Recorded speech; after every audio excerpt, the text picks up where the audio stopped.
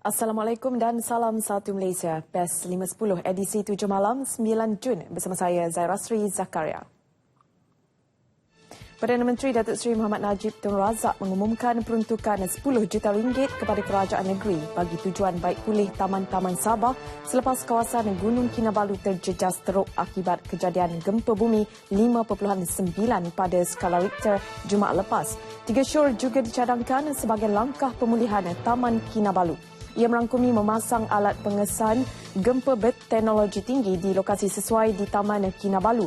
Malim gunung yang berdaftar perlu dibekalkan dengan peralatan perhubungan walkie-talkie dan cadangan memperbesar tapak pendaratan helikopter di laban rata Gunung Kinabalu.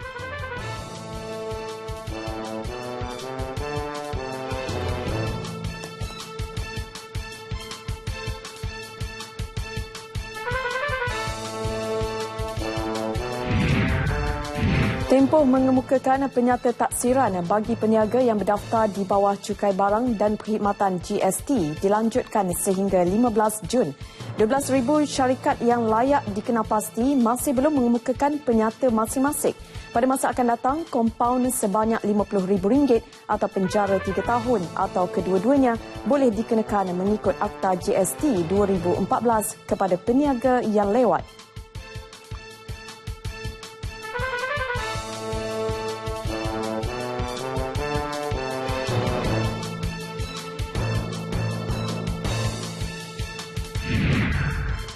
Perbadanan Harta Intelek Malaysia MyIPO menyasarkan peningkatan permohonan harta intelek sebanyak 5 hingga 10% kepada 7,800 paten tahun ini. Ia melalui pelbagai inisiatif yang dilaksana MyIPO dalam meningkatkan kesedaran usahawan, terutama perusahaan kecil dan sederhana PKS untuk memohon harta intelek. Setakat ini 80 hingga 85% permohonan yang diterima MyIPO datang dari syarikat asing terutama dalam industri kimia, kejuruteraan dan telekomunikasi.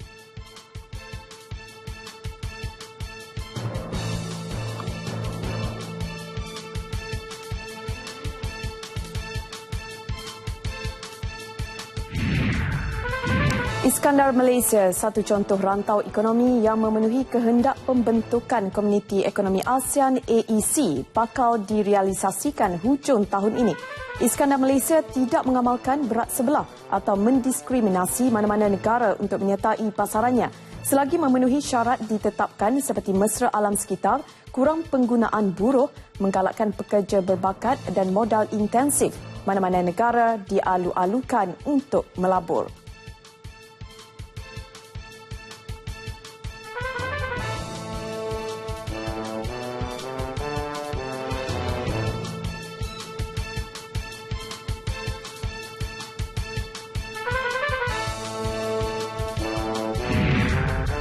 Angka kematian tragedi kapal pesiaran karam di Sungai Yangtze wilayah Hubei, China meningkat kepada 434 orang.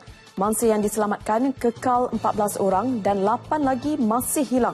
Selepas pencarian dari kabin ke kabin selesai, operasi kini diberi tumpuan di dasar sungai menggunakan peralatan sonar. Semalam, pasukan penyelamat mula mengalih kapal Eastern Star dari lokasi nahas bagi memudahkan kumpulan penyelam mencari mangsa yang hilang dan mungkin tenggelam.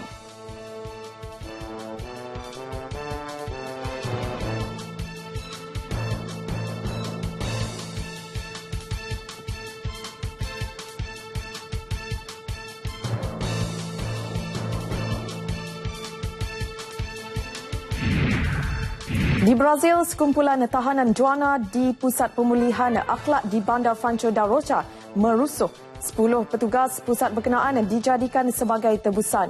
Perusuh turut membakar pelbagai objek manakala ada yang kelihatan asyik bermain bola sepak. Setakat ini tiada tebusan dibebaskan dan rundingan masih berlangsung antara pihak berkuasa dengan perusuh.